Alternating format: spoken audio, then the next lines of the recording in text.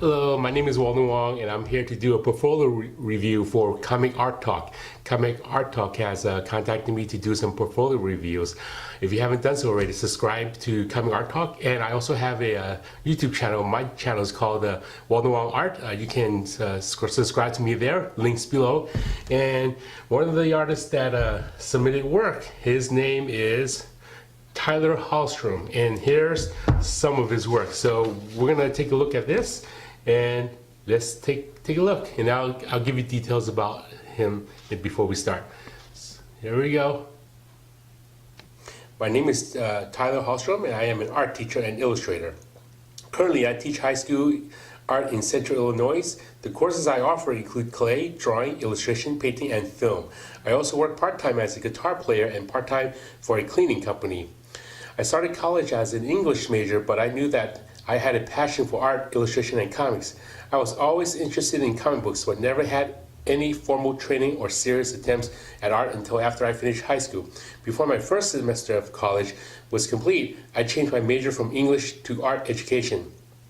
Any professional training, associate degree in arts education with a concentration in drawing. Goals of moving forward in an ideal situation, I would like to focus on drawing and inking my own comics. Coloring and lettering are not my strong suit. I think that with each passing issue, I can see a noticeable increase in my drawing ability, and that is the portion of the process I enjoy most. So there's his website. His website is at www.tylerhallstrom.com. You can check out more of his work over there. Now here are the pages that Tyler submitted to me, right over here. Let's take a quick look.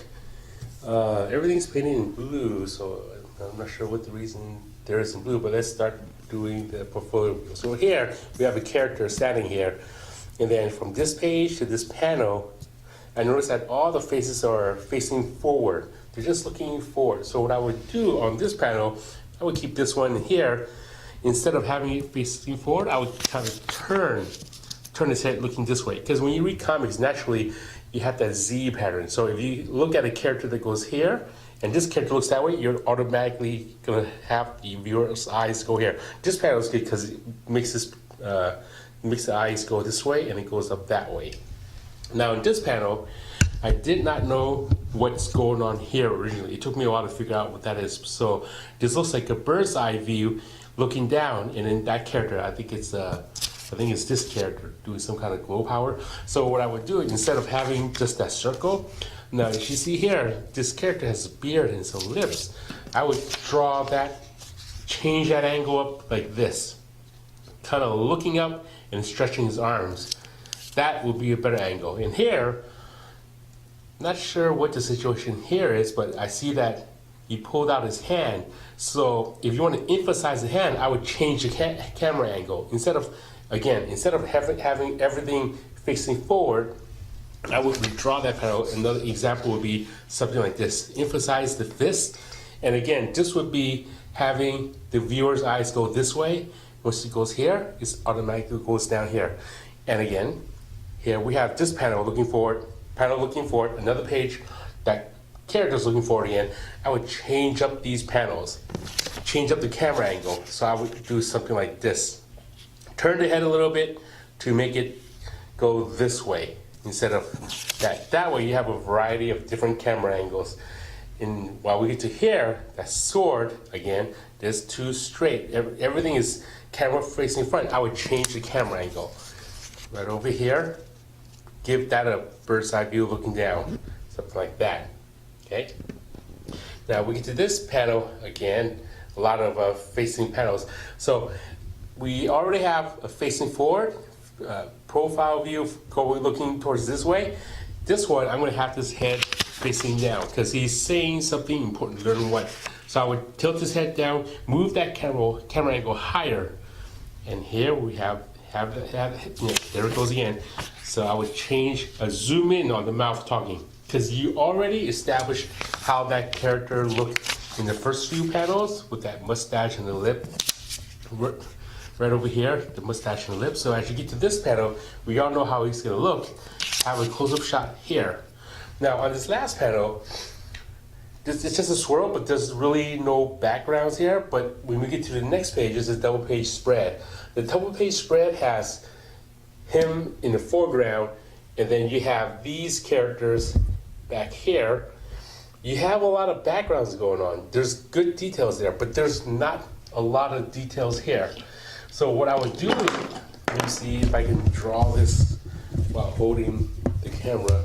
I would draw some backgrounds in here. For example, like maybe some trees over here, some foliage, just some kind of details back there to give it more of a middle point perspective, to look towards the center. Some trees over here, maybe some rocks like that. Just gives more focus towards the gives more attention to the center, something like that. Okay.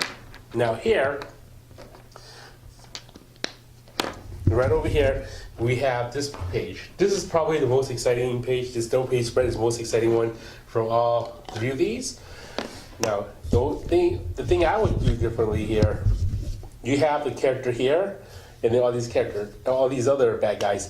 I would have this cape flow up here, because you have a lot of wasted space here.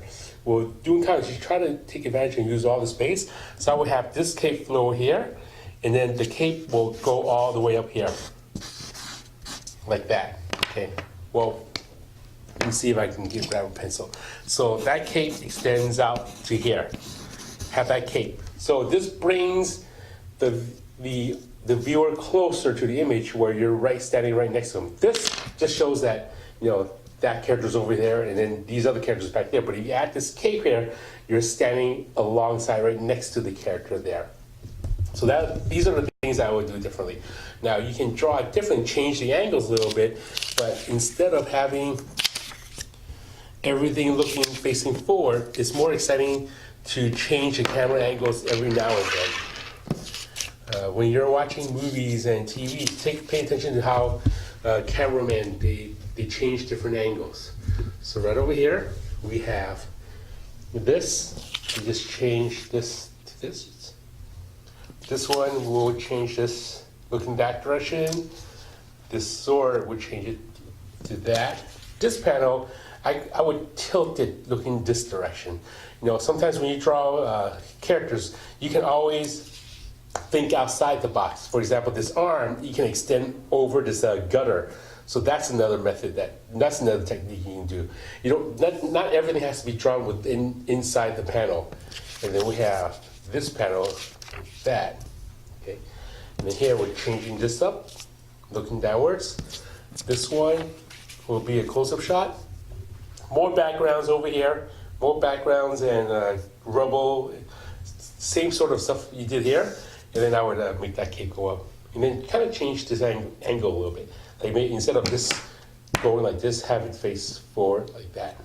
Give it more of a 3D view of the artwork. And there you have it. That's Tyler's work. Any questions, you can contact Tyler through his website.